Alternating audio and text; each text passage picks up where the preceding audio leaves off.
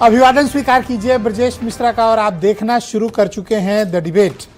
बहनों भाइयों, बिहार में सघन मतदाता सूची के अभियान के पश्चात भारत निर्वाचन आयोग ने अब पूरे देश भर के लिए एक दूसरे चरण का 12 राज्यों का एसआईआर कराने का निर्णय लिया है, जिसका आधिकारिक तौर पर आज ऐलान भी कर दिया गया है।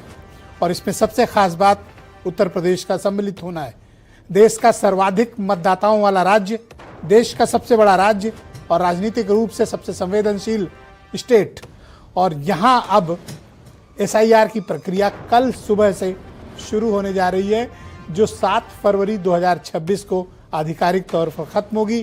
तब पता चलेगा कि उत्तर प्रदेश से कितने मतदाताओं का नाम साफ हुआ। तो क्या बिहार के इस मसले के पश्चात चुनाव आयोग ने पूरे देश भर में ये कराने का निर्णय क्यों लिया है? 21 साल बाद इसकी जरूरत क्यों पड़ी है? क्या वाकई में चुनाव आयोग शुद्ध मतदाता सूची चाहता है या फिर इसके पीछे कुछ और विवाद? आज चर्चा इसी विषय की। तो बहनों भाइयों, एसआईआर की प्रक्रिया अब सिर्फ बिहार वालों के लिए नहीं है, ये पूरे देश में उन 12 बड़े प्रांतों पर लागू होने जा रही है जो एसआईआर की प्रक्रिया से गुजरेंगे। तो जो कुछ आपने एसआईआर की प्रक्रिया के दौरान पढ़ा, देखा, जाना और समझा, वो आपको अब 12 प्रांतों में देखने को मिलेगा, जिसमें राजस्थान भी है, मध्य प्रदेश भी है और अपना उत्तर प्रदेश भी है, गुजरात और गोवा भी है, जहां चुनाव होंगे। प्राथमिकता पे उन्हीं राज्यों को लिया गया है जहां 2 साल के भीतर चुनाव होने हैं। उन जगहों पर एसआईआर की प्रक्रिया शुरू होगी। तो क्या है ये एसआईआर और इसको लेकर तरह तरह की बातें क्यों हो रही हैं? चुनाव आयोग इसको बिहार के अपने मॉडल को सक्सेसफुल मॉडल के तौर पर पेश करते हुए देश के 12 राज्यों और यूनियन टेरिटरी पर इसे लागू करना चाहता है। चुनाव आयोग का ये दावा है कि उन्होंने बिहार में 66 लाख से ज़्यादा मतदाताओं को, जो फर्जी तरीके से, गलत तरीके से, इलीगल तरीके से, अवैध रूप से या फिर मृत लोगों के या परमानेंट शिफ्ट हो चुके लोगों के नाम मतदाता सूची में शामिल थे, उनको हटाया गया। तो चुनाव आयोग के मुताबिक अब बिहार की मतदाता सूची शुद्धतम है। उन्हें लगता है कि यहां की सफलता के पश्चात अब हम पूरे देश में इसको लागू करेंगे। तो आज 12 राज्यों में मतदाता सूची के सघन पुनरीक्षण अभियान, जिसे हम एसआईआर के नाम से जानते हैं, वो स्टार्ट होने जा रही है। इसमें घर घर मतदाताओं की जांच होगी, घर घर आपके पास बीएलओ आएंगे, बीएलए आएंगे। आप दावा भी कर सकते हैं अगर किसी का नाम गलत तरीके से कट रहा है तो उसके लिए समय भी पर्याप्त दिया गया है। लेकिन एसआईआर की प्रक्रिया को लेकर अपोजिशन में विवाद है।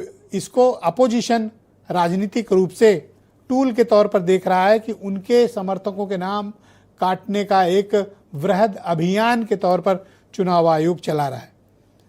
इसको लेकर चुनाव आयोग और विपक्षी दल आमने सामने रहे हैं और यह कोई बंद बात नहीं है, बल्कि खुले तौर पर चुनाव आयोग पर विपक्षी दलों ने गंभीर से गंभीर आरोप लगाए हैं। अब भारत की सर्वोच्च अदालत ने भी इसमें एंट्री की थी। जब चुनाव आयोग ने आधार कार्ड को मानने से इनकार किया था, उस वक्त भारत की सर्वोच्च अदालत ने आधार कार्ड को वोटर आईडी कार्ड के साथ, वोटर मतदाता सूची के साथ एक वैलिड लीगल डॉक्यूमेंट करार दिया था। हालांकि आज फिर सीईसी ज्ञानेश कुमार ने कहा कि इससे डेट ऑफ बर्थ और डोमिसाइल तय नहीं होता है। लेकिन बिहार में सुप्रीम कोर्ट के आदेश की वजह से आधार कार्ड मानना पड़ा था। तो आधार कार्ड तो लागू रहेगा क्योंकि सुप्रीम कोर्ट का वो आदेश अब भी लागू है, लेकिन इसको लेकर एक विवाद है। तो इन 12 राज्यों में अगर एसआईआर की प्रक्रिया हुई तो किसका फायदा है और किसका नुकसान? राजनीतिक रूप से इसका क्या प्रभाव पड़ेगा और ये कितना जरूरी है और विपक्ष इसे अपने खिलाफ साजिश क्यों मानता है? आज सभी मुद्दों पर खुलकर चर्चा करेंगे। मैं चाहता हूं कि आज आए कुछ ताजा बयान आप सुन लें, फिर हमें डिबेट को आगे बढ़ाने में आसानी होगी। अब फेज 2 12 राज्यों में या संघ शासित प्रदेशों में आरंभ होने वाला है। विगत कुछ दशकों से लगभग हर राजनीतिक पार्टी ने मतदाता सूची कि शुद्ध न होने के ऊपर चुनाव आयोग को लगातार शिकायतें दी हैं। एसआईआर की आवश्यकता के बारे में काफी चर्चा हो चुकी है।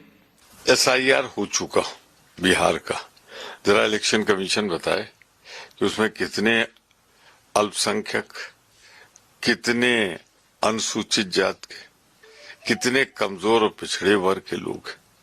तो संविधान से अनुसूचित जात का नाम हटा नहीं पा रहे, अल्पसंख्यक के हटा नहीं पा रहे, गरीब के हटा नहीं पा रहे, तब तो इलेक्शन कमीशन का सहारा ले। देखिए, जो एसआईआर है वो जो मतदाता सूचियां हैं उनके प्रदूषण के शुद्धिकरण का, और साथ ही साथ जो वैध मतदाताएं हैं उनकी सुरक्षा और अवैध मतदाताओं की समीक्षा से जुड़ा हुआ है। मुझे लगता है कि ये जो एसआईआर की पूरी प्रक्रिया है, जो पूरा का पूरा अभियान है, उस पर किसी भी तरह का राजनीतिक भ्रम पैदा करने की किसी को कोशिश नहीं करना चाहिए। सवाल तो ये है कि आखिर मंशा क्या है एसआईआर कराने के पीछे की। अभी जाने कितने चुनाव हो गए हैं, तो ये क्या चाहते हैं? अभी तक के चुनाव हुए अनडेमोक्रेटिक तरीके से हुए हैं। तो सरकार की मंशा क्लियर नहीं है और सरकार पूरी तरह से जो डेमोक्रेटिक सेटअप है भारत का, वो कहीं ना कहीं उसको क्षति पहुंचाने की कोशिश कर रही है। तो बहनों भाइयों, आज की इस परिचर्चा को हम आगे बढ़ाएंगे। डॉक्टर समीर सिंह उत्तर प्रदेश में भारतीय जनता पार्टी के प्रवक्ता हैं। मनोज काका समाजवादी पार्टी से हमारे साथ मौजूद हैं। आलोक शर्मा कांग्रेस कमेटी के प्रवक्ता हैं, हमें दिल्ली से ज्वाइन कर रहे हैं। डॉक्टर मोहम्मद अमीन फार्मर ज्वाइंट डायरेक्टर हैं इलेक्शन कमीशन ऑफ इंडिया के, और सुनील शुक्ला जाने माने पत्रकार, और वीरेंद्र सिंह जी हमारे स्टेट हेड। आप सभी का स्वागत और धन्यवाद।